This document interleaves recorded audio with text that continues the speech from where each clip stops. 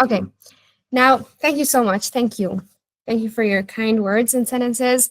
Let's start today's session with a little bit of an introduction for the question type that we're going to cover today. The name is connecting content question.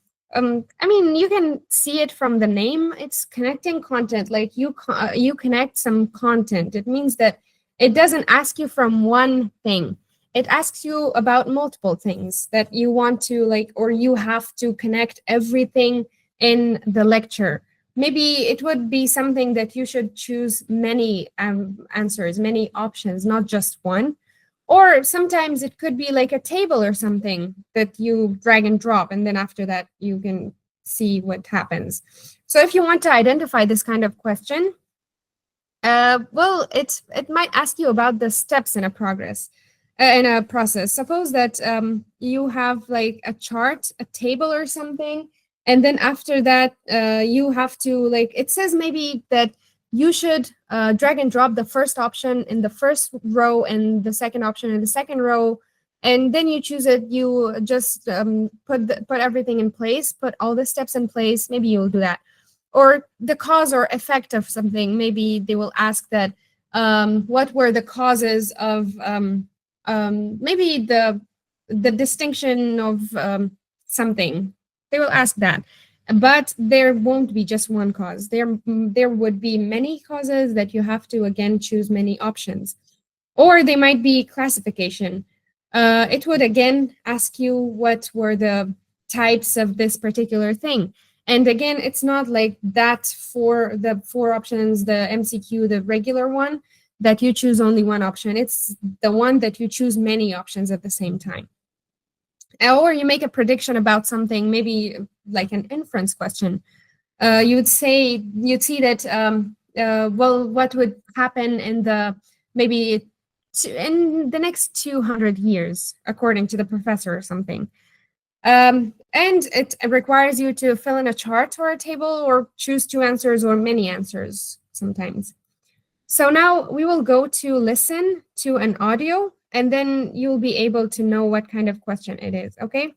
I'm not showing you the exact type of question for now because you have to first listen, and I'll see how you can manage it, how you can listen to everything, like how you can connect all the content and the listening that you have. So I want you to listen and take notes again, as usual. Okay. In 3, 2, 1. And the next thing is, Mary's transferring to another college next week. So we'll need someone to take over her role as captain for the second half of the season. And the other players unanimously picked you to take over as captain when Mary leaves. Wow. I saw everybody this morning and nobody said a word. They wanted me to tell you. So, do you accept? Of course. But Susan's a much better player than I am. I'm really surprised they didn't pick her. They think you're the right one. You'll have to ask them their thoughts. Okay. I guess one of the first things I'll have to do as captain is make sure we get a thank you card out to the lady who's buying us the jackets. Good idea. I have her address here somewhere. And I'll make sure the whole team signs it. Good. That's all the news there is. I think that's it for now. Oh, let me get you that order form. All right. Now, this is the question that we have about it. Why is the woman surprised to learn that she has been chosen as the new team captain? Click on two answers, not just one. The first option is she is not the best player on the team. B is her teammates did not tell her about the decision. C, she does not have many friends on the team. D, she has missed a lot of practices. I want you guys to choose two answers, not just one. Don't just say one option. Say both of them.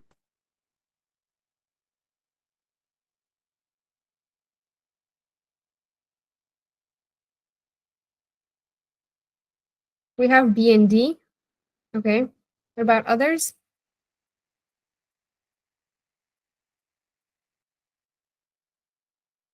A and B. Okay.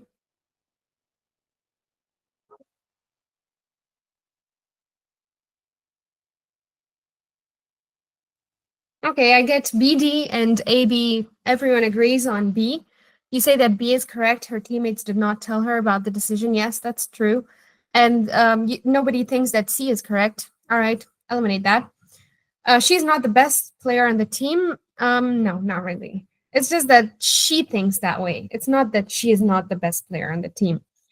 I mean, even the best players, I mean, just except for Ronaldo, he doesn't think so. But most of the world-class players, they think that I'm not good enough. I'm not the best player on the team. They just think that way. Even you guys, everyone thinks that. But if you're looking at somebody from somebody else's perspective and from their point of view, you'd see that you're quite good and you're enough. You're the best. Like you'd know that.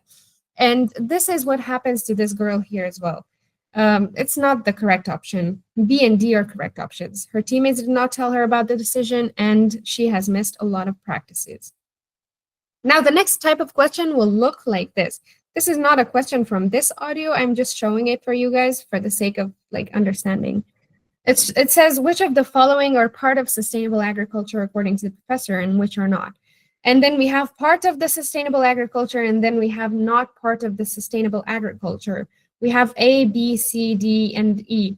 And you have to, in the actual TOEFL test, you're going to drag and drop them. You would have some buttons that you take, and you get it inside the table. I hope you know what I mean, right? Like you take it from here up until like part of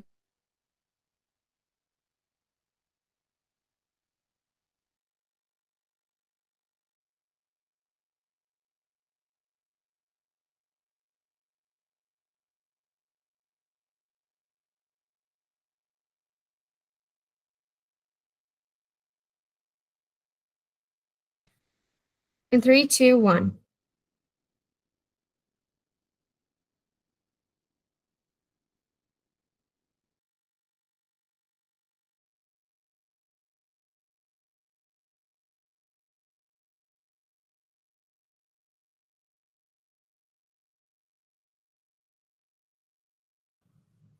Okay, Now listen to the lecture. For millennia, people have been fascinated and curious about dreams, and over time, our understanding of dreams has grown substantially. Let's start by taking a look at the scientific side of dreams. Modern sleep research indicates that dreams mostly happen during the REM or rapid eye movement stage of sleep. The brain is extremely busy and neuronal connections are being formed, according to neuroscientists, during this stage. Dreams are thought to have many functions, including memory consolidation, emotional control, and even problem solving. On the other hand, philosophers have thought about the nature and importance of dreams from a variety of angles. For instance, Plato believed that dreams were a manifestation of our unconscious and conscious desires. Descartes later questioned the accuracy of our senses, citing the example of dreams to show how our impressions might be false. By introducing psychoanalysis in the 20th century, Sigmund Freud significantly advanced the field. According to Freud, the unconscious mind uses dreams as a channel to express suppressed wants and fears. He asserted that we may find hidden meanings and settle internal difficulties by studying our dreams. Some scholars contend that dreams can serve as a type of therapy that occurs naturally. In light of this, it is possible to hypothesize that the brain uses dreaming as a means of processing unprocessed emotions and simulating potential solutions to difficulties encountered in everyday life. Findings showing that dreams frequently incorporate details from recent waking experiences lend credence to this. The subjective aspect of dreams is not entirely explained by their neural underpinnings, though. Some philosophers contend that substantial insights into the nature of consciousness itself can be gained from studying the phenomenology of dreams. Dreams might act as a doorway to a more in-depth comprehension of ourselves and our thinking as we investigate the subject of what it means to be conscious. No matter where they come from, dreams have long served as a rich source of inspiration for artistic expression. Dreams have served as a source of creativity for singers, writers, and artists throughout history, helping them to capture the beauty and mystique of these fleeting experiences. Science and philosophy provide vital tools for examining the intricate web of human consciousness as our understanding of dreams advances. We can solve the mystery of dreams and deepen our understanding of the human condition by fusing different viewpoints. That was it for the audio. Now we come to the questions, just as usual. What is the main idea of the lecture? Again, just content question. A, the psychoanalytical interpretation of dreams. B, the role of dreams in artistic expression. C, the neurological basis of dreams. D, the interdisciplinary exploration of dreams in human consciousness.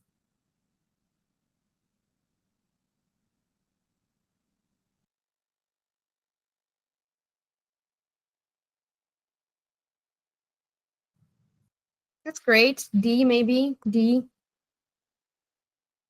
Yeah, that's right. D is the correct answer. The next is, what is the professor implying when discussing dreams as a form of natural therapy? What does she imply? Does she want to say that dreams have no significant function? B, dreams can provide relief from psychological distress. C, dreams can be used as a substitute for professional therapy. D, dreams are the only source of emotional regulation.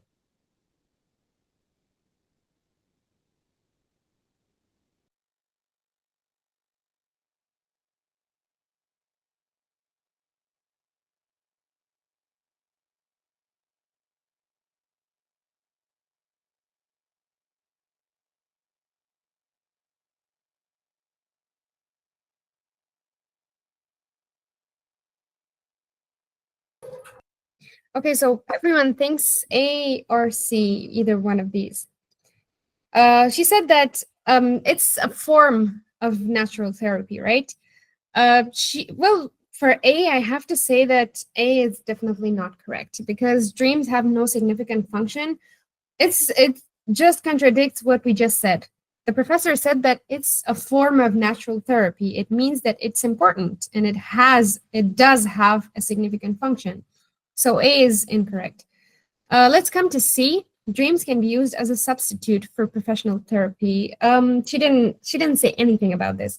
She didn't say that if you if you have a dream, maybe you won't need to go to a professional therapist. Did she say that?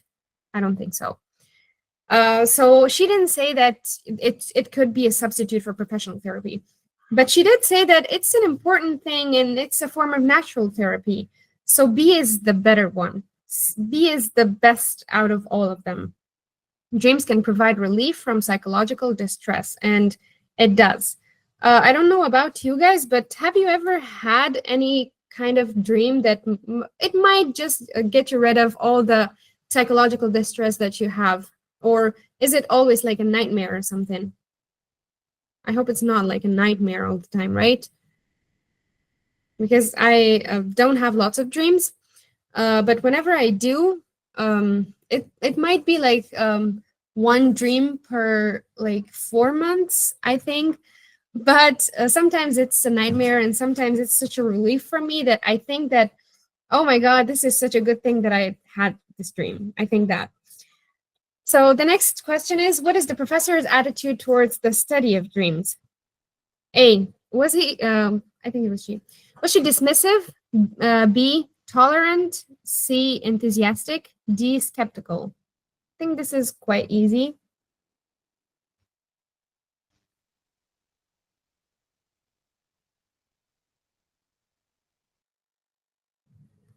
By the way, you can get it from the tone of the people, from the lecturer's tone as well, if you want to. But sometimes I have to tell you that in the actual listening, this is not the actual listening session that, like, it's not the actual from the ETS, because you can't get one of those. It's just that they get the script and then somebody just reads them out. That's why you won't be able to get it from their tone that much. But when you're in the actual TOEFL exam, when you're sitting there and you're listening, you would be able to understand it from the tone, because that's the most realistic thing that you have there, right? So you're saying tolerant. Okay, great. What about others? Medina Amini is saying tolerant. She was.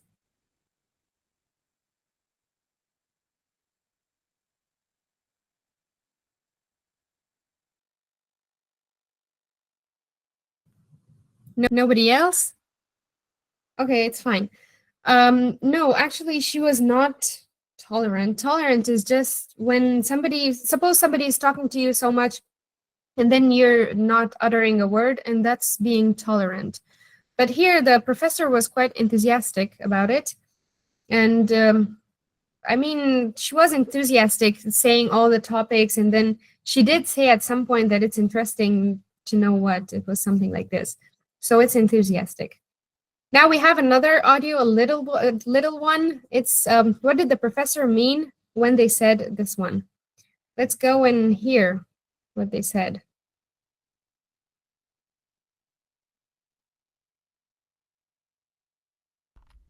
Dreams might act as a doorway to a more in-depth comprehension of ourselves. Okay, that was a beautiful one. Some people do have that. Okay, now the question is this. What did the professor mean when they said this? Dreams are the only way to understand the human mind. B, dreams provide a unique perspective on consciousness and self-awareness. C, dreams have no connection to our waking lives. And D, dreams are the key to solving all psychological problems.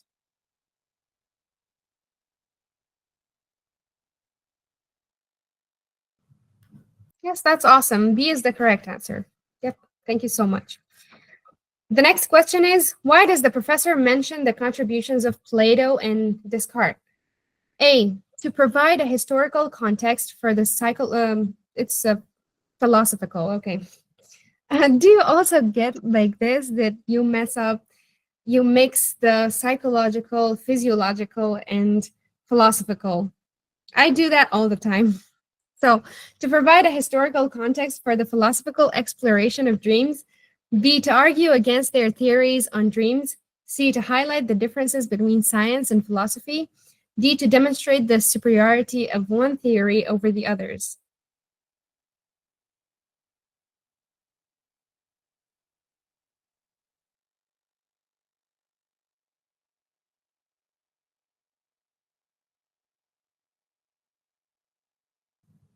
A, C, D. Nobody thinks B. That's right.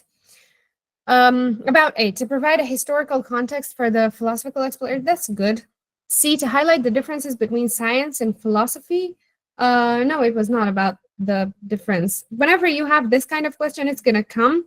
And at some point, it's an organization question that they say, why did the professor mention this exact example or something?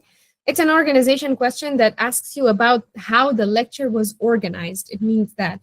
I mean, at this point, you have to look at your notes and see what was right before it. Was it that the professor wanted to talk about the difference between science and philosophy? Or did she say anything about the superiority of one theory over the other? Did she say that one is better, this one is good, this one is better than the other, the rest, the two of them? Or was it just that she wanted to just get like a historical context and just give it to that exact lecture? I believe it was A. A is the best one here to provide a historical context. Now we have the connecting content question. Sort the following as part of the lecture, P or not part of the lecture. I'll ask you this way. I'd say A, you have to say, is it P or is it N in the comments, okay? So the role of dreams in emotional regulation, you have to say, is it P part of the lecture or is it not?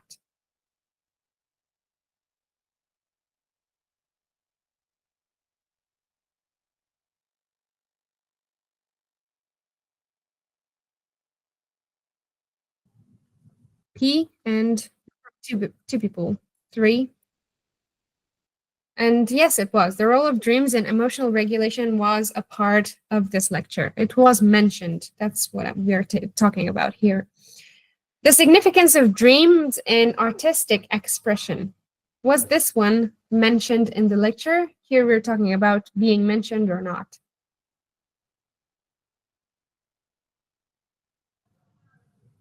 P, that's correct, yes. We have the 2. What about the next one? The ability of dreams to predict the future. Was it mentioned by the professor? And no, that's correct. It was not mentioned. Number 4, the psychoanalytical interpretation of dreams. What about this one? Again, correct, P. And the last one, the use of dreams in medical diagnosis. N, that's correct. It was not mentioned. And here are the answers for your information. Now we have another lecture. And for that, we have a picture as well. And most of the TOEFL listening audios, when you want to listen to an audio and there is something that maybe a slang or maybe a terminology that you don't really know, you will have the picture of that thing so that you can imagine that in your mind, what that thing exactly is, or how does it at least look like. Because if you don't know how it looks like, you won't be able to imagine anything else from the listening, right? So because of that, you will have this most of the time. Now I'll play the audio, and suppose you have that picture on the screen as well at the same time that you're listening to the audio. I'm going to play it in 3, 2, 1. Now listen to the lecture. Marine fish, known as the leafy sea dragon, is unique to Australia's southern and western coasts. It's a species that, because of its distinct form and behavior, has caught the attention of marine biologists like myself. The physical characteristics of the leafy sea dragon are among its most striking traits. It looks less like a fish and more like floating seaweed due to its long, slender body covered in appendages that resemble leaves. Its complex camouflage protects it from predators and aids in its survival. However, it also poses a problem because it makes it challenging to study the sea dragon in its natural environment. In fact, I had to take a second look the first time I saw one in the wild to make sure I wasn't just observing a piece of drifting kelp. The leafy sea dragon is noteworthy for its method of reproduction. Contrary to many fish species, where females are responsible for carrying eggs, the male sea dragon fulfills this function. The male carries the fertilized eggs until they hatch from the female's egg deposit onto his brood patch. This change in parental duties is thought to be a response to the challenging circumstances in their habitat, giving children a better chance of surviving. Additionally, despite having a delicate and unthreatening appearance, leafy sea dragons are ferocious carnivores that primarily eat plankton and small crustaceans. Their feeding technique is absolutely amazing. They use their long pipe-like snouts to suck their prey in, a method that is both effective and unexpected considering their usually friendly nature. Along with these features, I want to clear up a few misconceptions people have about the leafy sea dragon. They are not linked to dragons or any other mythical creatures, despite their name and appearance. They are a member of the Cygnothidae family, which also contains pipefish and seahorses. Second, contrary to popular belief, they are not proficient swimmers. In fact, they only use their tiny translucent fins for steering and mostly rely on ocean currents for locomotion. What is the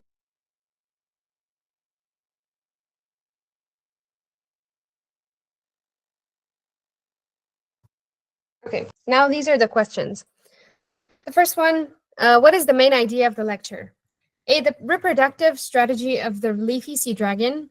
B, the dietary habits of the leafy sea dragon. C, the appearance and camouflage of the leafy sea dragon. D, an overview of the leafy sea dragon's unique characteristics and its conservation status. I think that was such an easy one, right? Yeah, that's right. D is the correct answer. The next one, how does the professor feel about the leafy sea dragon? Is she enthusiastic about it? Is she indifferent? Is she worried? No, not she. I keep forgetting the sound, the voice of that person. It was a he. He was, okay, was he enthusiastic? Was he indifferent? Was he worried or confused?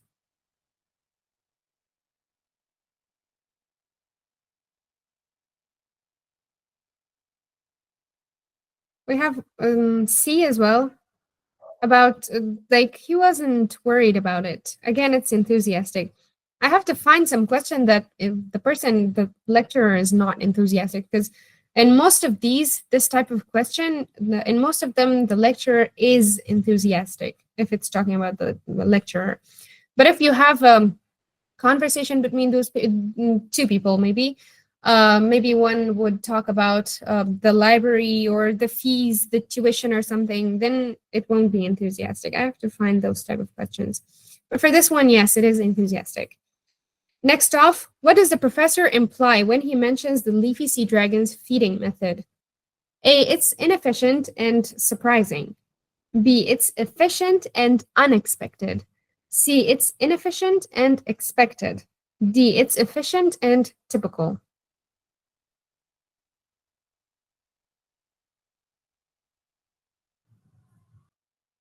We have B. Yes, that's correct. B is the correct one. Number 4, how does the leafy sea dragon's appearance contribute to its survival?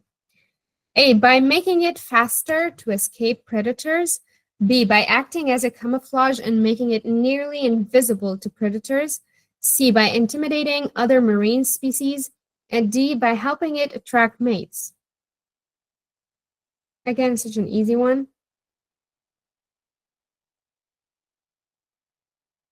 That's correct. B is the correct answer.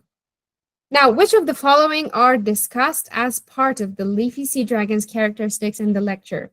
Now, just write Y for yes and N for no. Which one was mentioned, which one was discussed as, and here we're not talking about mentioned in the lecture. We're saying that which one was a characteristic of leafy sea dragon. So you have to say yes for that one. A, they're related to mythical creatures. Were they?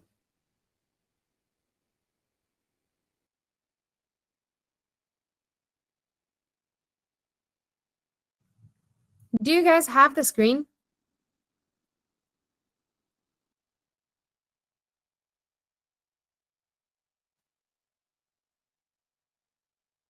Okay, I think only Medina doesn't have it.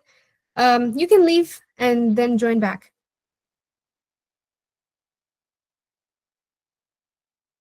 Okay, so they're related to mythical creatures. Do you think it was a part of the leafy sea dragon?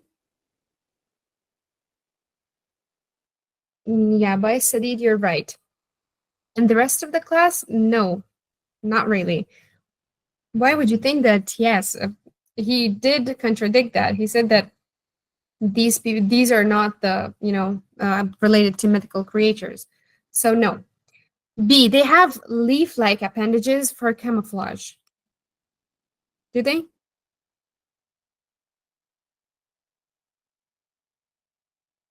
Yes, that's correct. C, they are excellent swimmers. What about this one?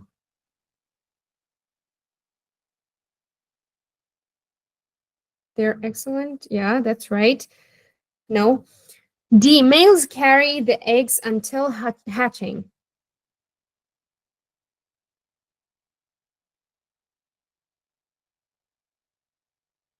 Yeah, that's correct. They do. Males carry the eggs. And E, they feed mainly on small crustaceans and planktons.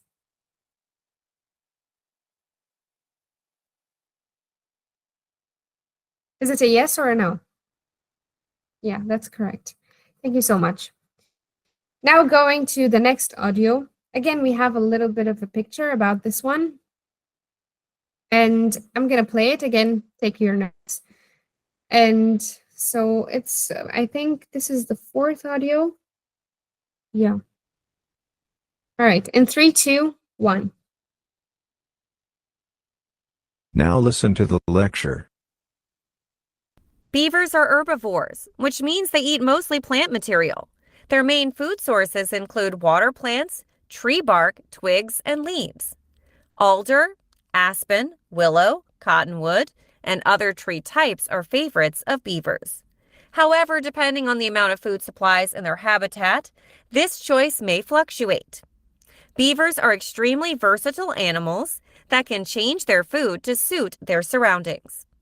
Beavers rely on a supply of underwater stored branches and twigs near their lodge during the winter. Their survival during this difficult winter, when the water surface freezes and access to food is restricted, is ensured by this cache, which was built in the autumn.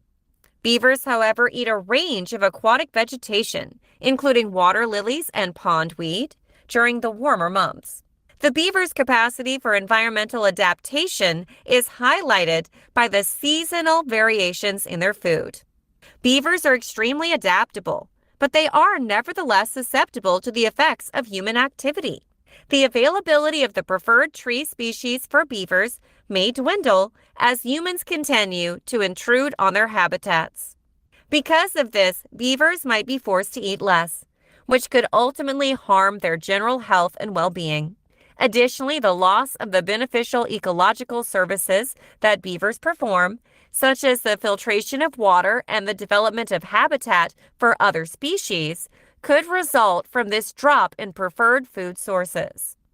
It is important to remember that the ecology is greatly impacted by the feeding habits of beavers. Beavers cut down trees and consume vegetation, resulting in wide spaces that let sunlight into the forest floor and encourage the development of a more diversified plant life. Beavers are nature's gardeners in a way. Additionally, they built wetlands through the construction of dams, which serve as crucial habitats for a variety of species, including fish, birds, and amphibians. These same operations, nevertheless, can also result in precious timber being lost and flooded human infrastructure. To sum up, beavers are herbivores whose main food sources include water plants, tree bark, twigs, and leaves. Their eating habits have a big impact on the ecology, and their food preferences vary based on their habitat and the availability of resources. Understanding the food of beavers and its broader implications is crucial for their protection as human activities.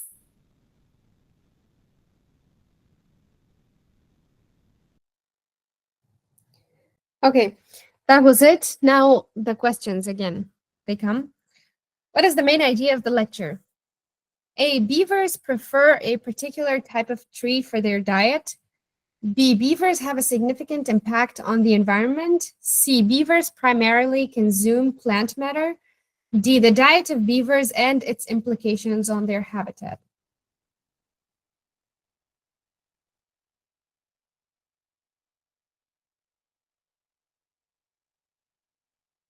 Yeah, that's right. You all are right. It's D. Next off, how does the professor feel about beavers' adaptability? A. Impressed. B. Indifferent. C. Skeptical. D. Worried.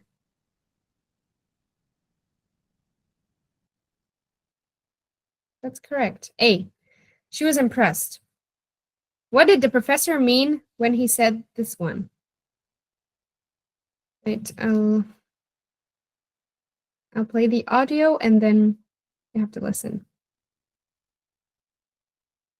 Beavers are nature's gardeners in a way. Yeah, so that was it. And now let's go back to the question.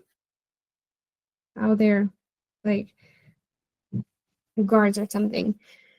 A. Beavers contribute to the maintenance and growth of diverse plant communities.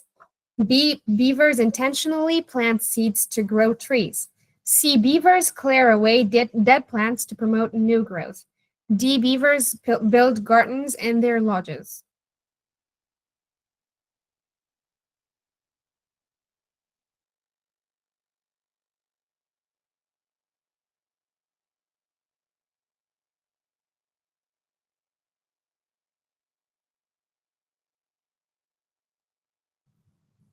We have B and D.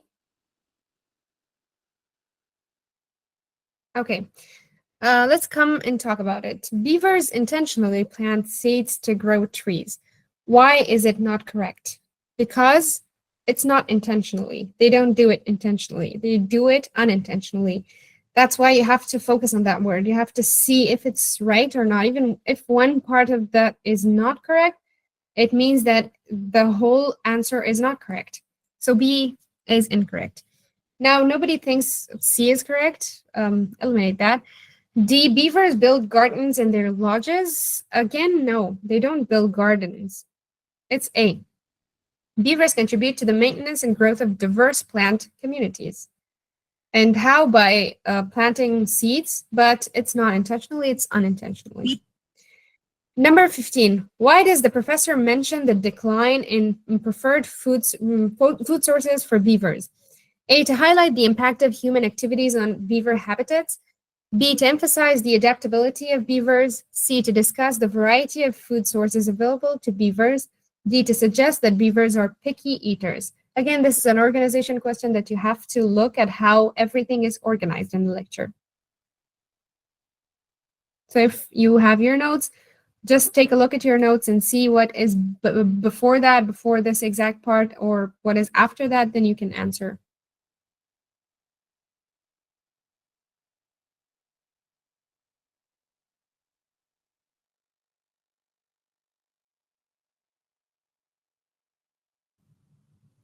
Okay, everyone thinks B is correct.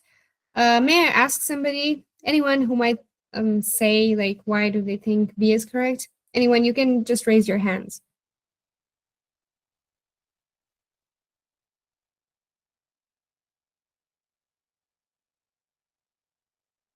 Okay, nobody is raising their hands. Shahla Azad, you're the last one, so I'm going to tell you. Please go ahead.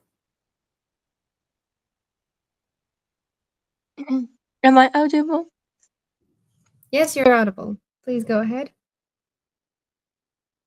Well, about the B, to emphasize the adaptability beavers, well, I don't get exactly the main idea of this listening because of tonight my network connection is terrible, and I feel like this because some words that came in my mind, and I also got from the listening to more words about the adaptability of beavers and something like this. Okay, I okay, have it's fine. words for that. All right, it's okay. Okay, then, Boys Sadid, could you please tell me?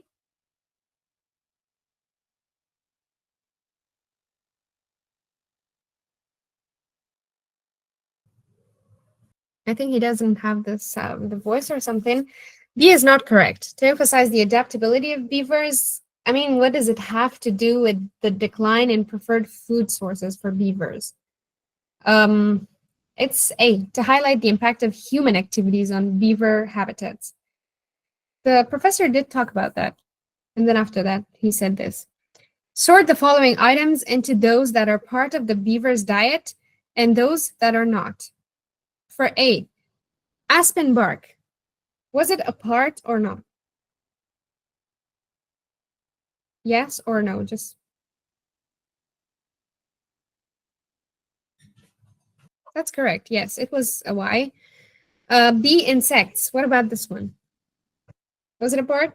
No, that's right. C, water lilies.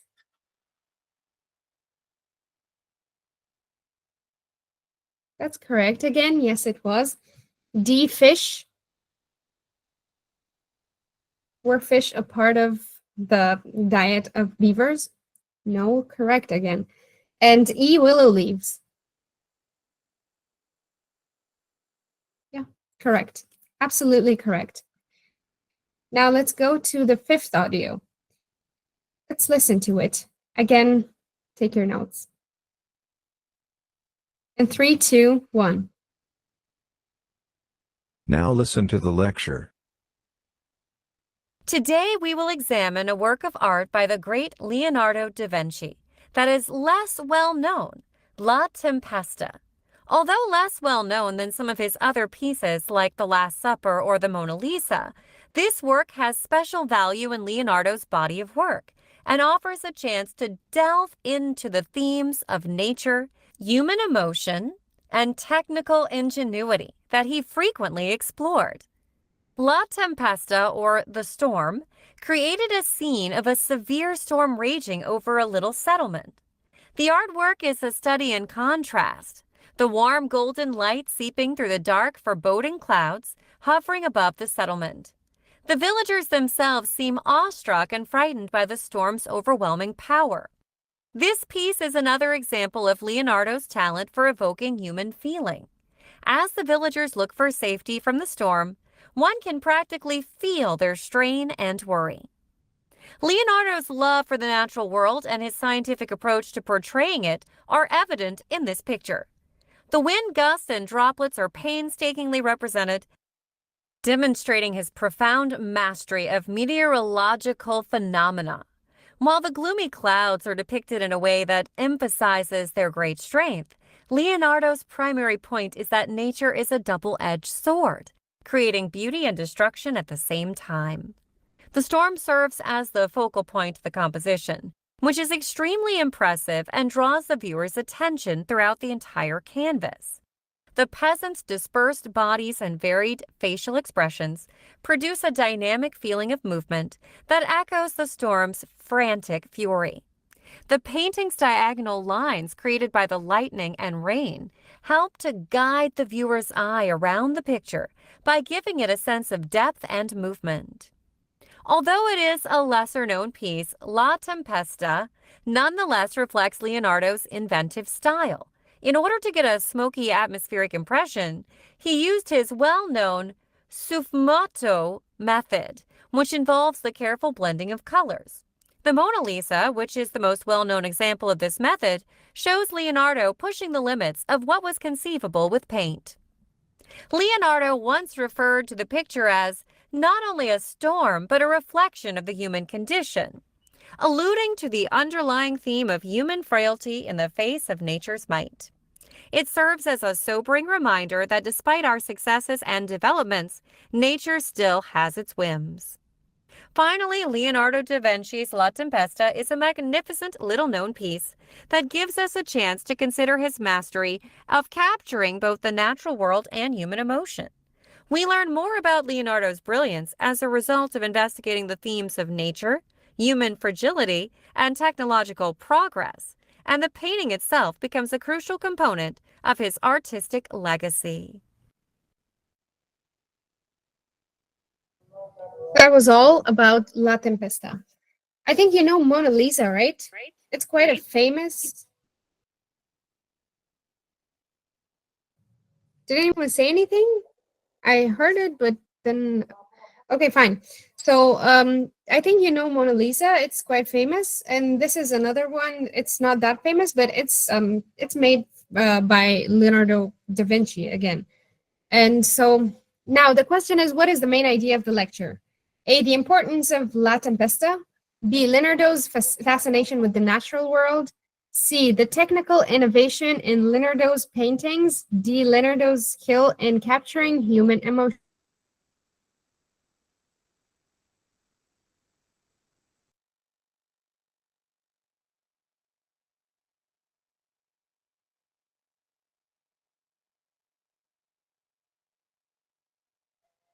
We have A from 2 people.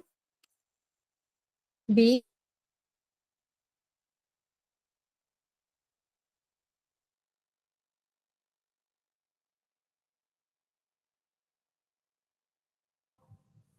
Okay. This one doesn't have the exact kind of answer, but if we're looking at the rest of the answers, we will know that A is the best one out of all of them. So the importance of La Tempesta is the one. Now we come to another audio. What did the professor mean when they said this? Again, listen to the audio and then judge the question based on what you're hearing. Nature is a double-edged sword, creating beauty and destruction at the same time.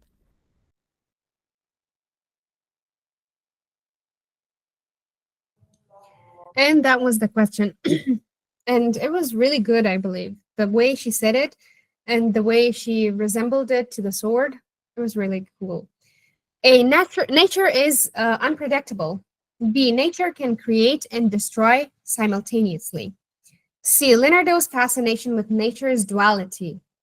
And D, the influence of nature on Leonardo's artistic choices.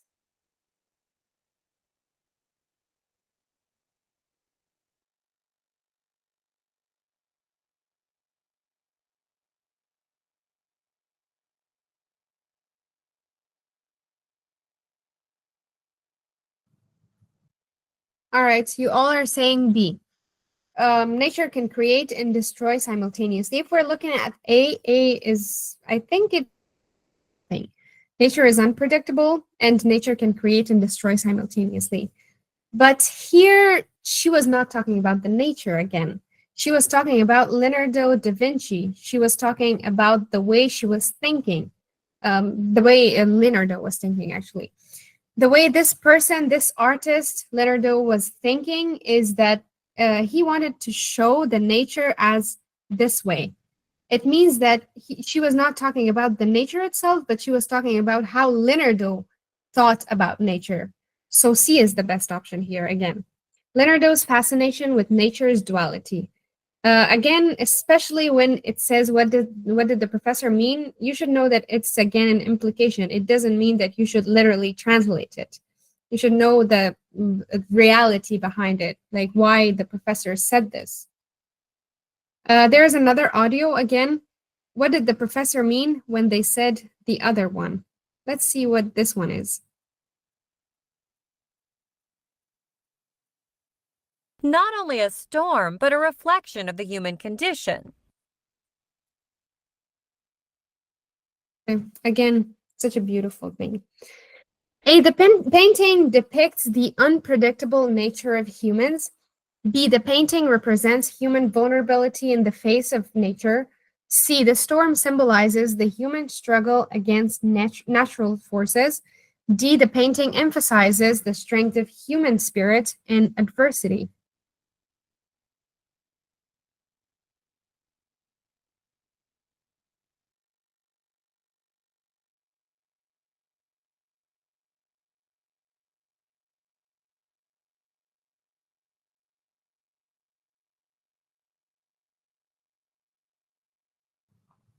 We have 1D. I want the rest of the class to take parts as well. D and B, good.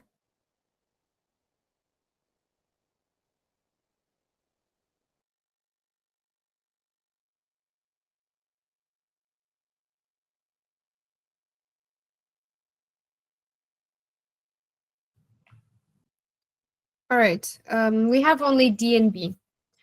Let's go and discuss B. The painting represents human vulnerability in the face of nature.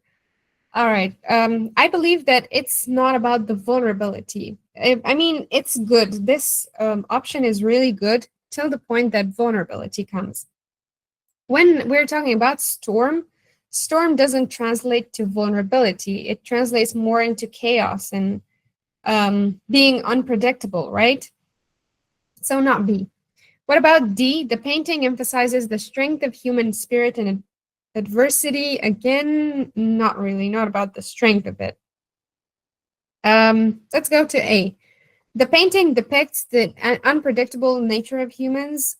I believe this is the best one because it's a storm, and then that storm, as the professor said, the storm just resembles the human's mind, kinda, and shows. And so you should know that it's the unpredictability of the nature of humans. So A is the correct option. Number 15. Why does the professor say that La Tempesta bears Leonardo's characteristic innovative touch? Why did she say this? A, to highlight the use of the sfumato technique in the painting. B, to emphasize the painting's importance in Leonardo's artistic career. C, to demonstrate Leonardo's mastery of human emotion. D, to show the connection between La Tempesta and other famous works by Leonardo.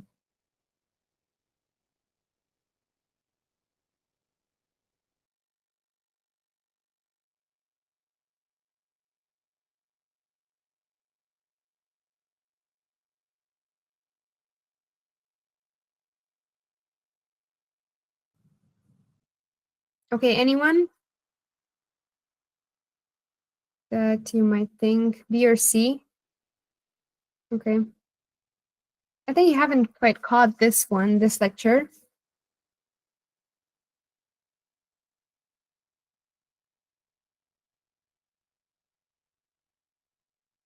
Go on.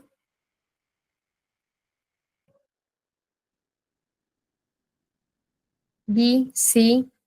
The rest of the class?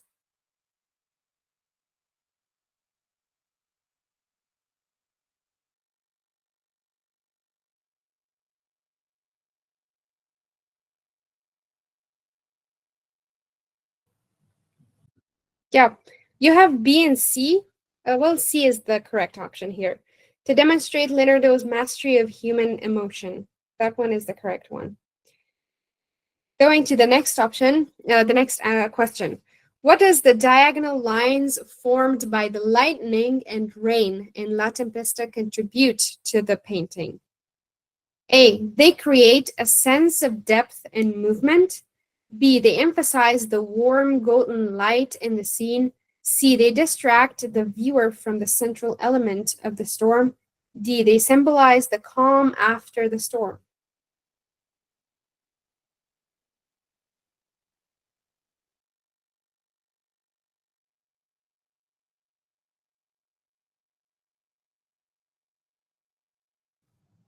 I think this one is quite easy. She said that directly.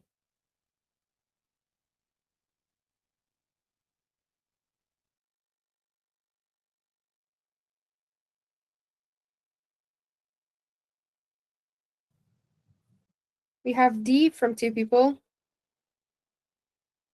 I'm waiting for the rest of the class.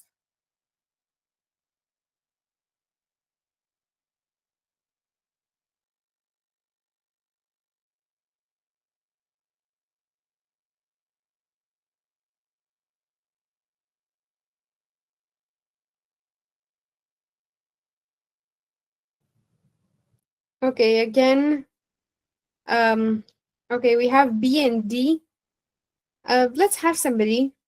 Madina Amini, could you please say something about it? Discuss it?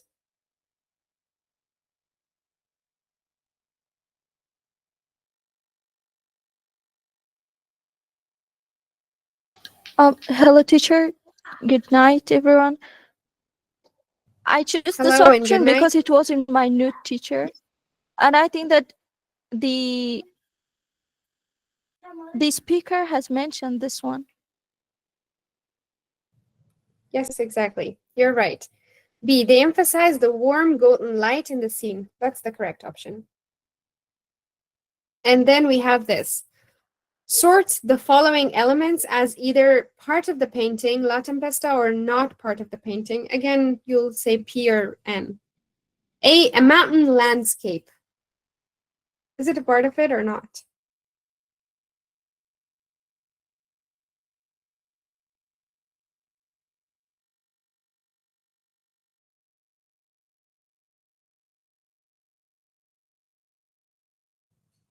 You guys, what do you think? Is it a part of it or not? Yeah, that's great. P, it is a part of it. So wait a minute. You're saying the mountain landscape. Yeah, it's about A. I don't know why I zone out sometimes. Everyone thinks it's A. Okay, let's leave this for now. Let's go to B and we'll come back to this. B, a group of animals. What about this?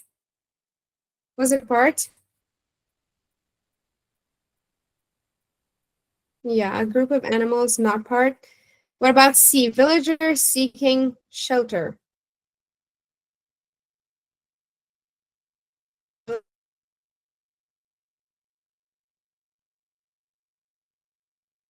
Seeking shelter, was it part? So C is part of it and B is not so far. D, golden light filtering through the clouds. I think this one is quite easy. You know this one? Yeah, that's great. And the last one is E, diagonal lines formed by the lightning and rain. Is it?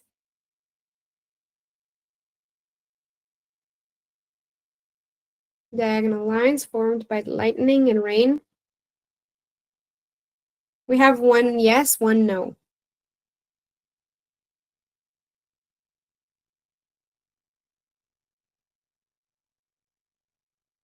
Come on, you guys.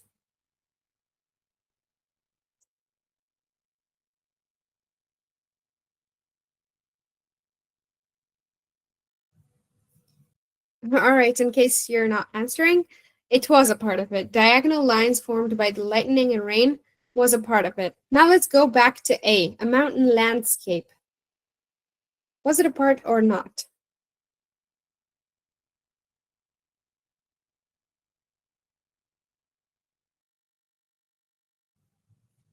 Not really. I think everyone says yes, but I think it wasn't mentioned. Do y'all hear anything about the mountain? It wasn't mentioned really. It was not a part of the painting. So the correct options are C, D, and E, not A or B, none of them. All right, now our session is over for tonight. The attendance will be shared with you guys. You have to submit it, and then you can go. And if you have any question, please, if you have any ambiguity, please go ahead and ask me.